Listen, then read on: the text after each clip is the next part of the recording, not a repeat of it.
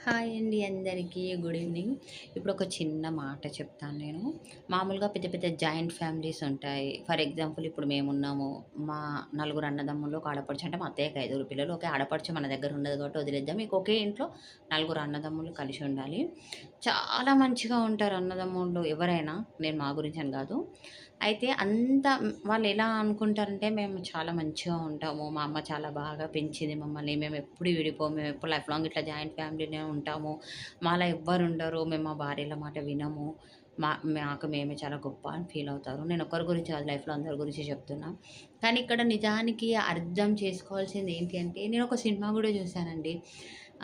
ఇక్కడ అన్నదమ్ములు కలిసి ఉంటేనే కుటుంబం కాదు. ఒకే కడుపున పుట్టి, ఒకే మంచంలో పడుకొని, ఒకే కంచంలో తిన్న వాళ్ళని గూడా విడగొట్టడానికంటూ ఒక క్యారెక్టర్ ఒస్తుంది. విడగొట్టే శక్తి గూడా ఎవరికుంటుందో తెలుసా? వాళ్ళ భార్యలకుంటుంది. కానీ అది పాపం చాలా మందికి అర్థం గాదు. భార్యలే తలుచుకుంటే జాయింట్ ఫ్యామిలీని జాయింట్ ఫ్యామిలీలాగా ఉంచగలుగుతారు. ఒక్క క్షణంలో నలుగురు తలుచుకొని వాళ్ళు నిజంగా మనం యూనిటీగా ఉండొద్దంటే 4 ముక్కలు చేయగలుగుతారు ఫ్యామిలీని. ఇక్కడ ఆడవాళ్ళు తలుచుకుంటే కలపగలరు, విడగొట్టగలరు. కానీ పాపం మొగాళ్ళకి అది అర్థం గాదు చాలా వరకి. నాకెందుకో ఇది అనిపించిందనమాట. ఒక మూవీ జూస్తే అందులో గూడా సేమ్ ఇలాంటి స్టోరీ గూడా జూసాను. నాకే అదే ఆలోచన గూడా వచ్చింది. బట్ చెప్తున్నాను. నిజంగా ఇంటి కోడళ్ళు నలుగురు కలిసుంటేనే ఆ ఇల్లు ఉమ్మడి కుటుంబంలాగా మన పిల్లలు మాకు మనవరాళ్ళు పుట్టినా అది ఉమ్మడి కుటుంబంగానే ఉంటది.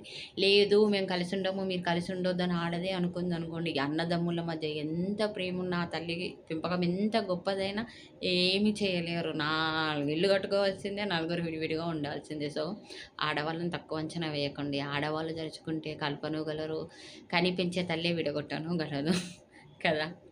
నేనైతే విడగొట్టాను. చెప్తున్నాను. ఇలా అనిపిచ్చింది నాకు. మనం తోటికోడళ్ళం మంచిగుంటేనే